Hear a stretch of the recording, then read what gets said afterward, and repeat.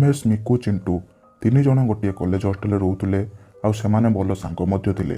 ହଠାତ୍ ଲକଡାଉନ୍ ପାଇଁ ସେମାନଙ୍କ କଲେଜ ଆଉ ହଷ୍ଟେଲ ବନ୍ଦ ହୋଇଗଲା।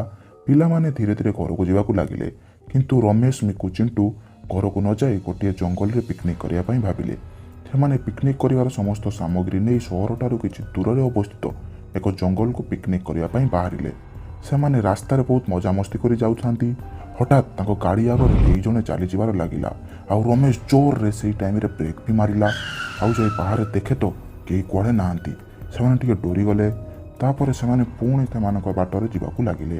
କିଛି ବାଟ ଗଲା ପରେ ସେମାନଙ୍କ ଗାଡ଼ି ଖରାପ ହୋଇଗଲା ଆଉ ସେମାନେ ଜଙ୍ଗଲର ପାଖାପାଖି ବି ପହଞ୍ଚି ଯାଇଥିଲେ। ସେମାନେ ସେଇଠାରେ ଚାଲି ଚାଲି ଯିବା ପାଇଁ ନିଷ୍ପତ୍ତି ନେଲେ। ରମେଶ, ମିକୁ, ଚିଣ୍ଟୁ କିଛି ବାଟ ଚାଲିକି ଗଲା ପରେ ଗୋଟିଏ ଜଙ୍ଗଲ ଭିତରେ ପ୍ରବେଶ କଲେ ଆଉ ସେ ଜଙ୍ଗଲରେ ଗୋଟିଏ ବହୁତ ପୁରୁଣା ବରଗଛ ଦେଖିଲେ। ସେମାନେ ଭାବିଲେ ଆଜି ରାତି ଏଇଟାରେ ହିଁ ପିକନିକ୍ କରିବା, କିନ୍ତୁ ମିକୁ ଟିକେ ଡରୁଆ ଥିଲା। ମିକୁ ଭାବିଲା ଏଇ ବରଗଛରେ କେହି ଜଣେ ରହୁଛି।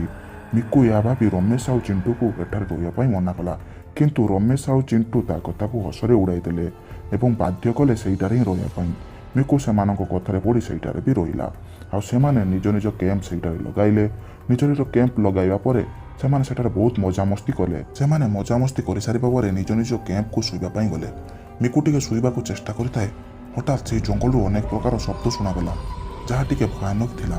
ମିକୁ ସେହି ଶବ୍ଦ ଗୁଡ଼ିକୁ ଶୁଣି ଟିକେ ଡରି ଯାଇଥିଲା, କିନ୍ତୁ ଭାବିଲା ଏହା କେହି ଜଙ୍ଗଲର ପଶୁପକ୍ଷୀଙ୍କର ଶବ୍ଦ ହୋଇଥିବ। କିନ୍ତୁ ସେହି ଶବ୍ଦ ଧୀରେ ଧୀରେ ବଢ଼ିବାକୁ ଲାଗିଲା। ମିକୁ ଏହା ଶୁଣି ବହୁତ ଜୋରରେ ଡରିଗଲା। ମିକୁ ଯାଇ ରମେଶ ଆଉ ଚିଣ୍ଟୁକୁ ଡାକିଲା। ମିକୁର କଥା ଶୁଣି ରମେଶ ଆଉ ଚିଣ୍ଟୁ ବହୁତ ଜୋରରେ ହସିବାକୁ ଲାଗିଲେ। ଠିକ୍ ସେହି ଟାଇମ୍ରେ କେହି ଜଣେ ସ୍ତ୍ରୀ ଲୋକର କାନ୍ଦିବାର ଶବ୍ଦ ଶୁଭାଗଲା। ଏହି ତିନି ଜଣ ସେହି ଶବ୍ଦ ଶୁଣି ବହୁତ ଜୋରରେ ଡରିଗଲେ। ସେ ତିନି ଜଣ ବାহিରେ ଆସି ଦେଖନ୍ତି ତ କେହି କୁଆଡ଼େ ନାହାନ୍ତି। ପୁଣି ଯାଇ ସେମାନେ ଏକାଠି ଗୋଟିଏ କ୍ୟାମ୍ପରେ ହିଁ ଶୁଅନ୍ତି, କିନ୍ତୁ କିଛି ସମୟ ଗଲା ପରେ ସେହି ଶବ୍ଦ ବହୁତ ଜୋରରେ ଶୁଭାଗଲା। କେହି ଜଣେ ସ୍ତ୍ରୀ ଲୋକ ଯେମିତି ବହୁତ ଜୋରରେ କାନ୍ଦୁଛି ଆଉ ସେମାନେ ବହୁତ ଜୋରରେ ଡରିଗଲେ ଆଉ ଡରିଯାଇ ସେମାନେ ବାହାରକୁ ଆସିବା ପାଇଁ ଚେଷ୍ଟା କରିଥାନ୍ତି। ଠିକ୍ ସେହି ଟାଇମ୍ରେ ସେହି ବରଗଛ ଉପରୁ କେହି ଜଣେ ଡାଳ ଭାଙ୍ଗି ତଳକୁ ପକାଇବାର ଶବ୍ଦ ଶୁଣାଗଲା। ଏହା ଶୁଣି ସେ ତିନି ଜଣ ବହୁତ ଜୋରରେ ଡରିଗଲେ। ତଥାପି ସେମାନେ ସାହସ କରି ଧୀରେ ଧୀରେ ବାହାରେ ଆସିକି ଦେଖନ୍ତି ତ ସେହି ବରଗଛ ଉପରେ କେହି ଜଣେ ସ୍ତ୍ରୀ ଲୋକ ବସିଛି। ଏହା ଦେଖି ସେ ତିନି ଜଣ ବହୁତ ଜୋରରେ ଡରିଗଲେ ଆଉ ସେମାନେ ସେ ଜଙ୍ଗଲ ଭିତରେ ଦୌଡ଼ିବାକୁ ଲାଗିଲେ।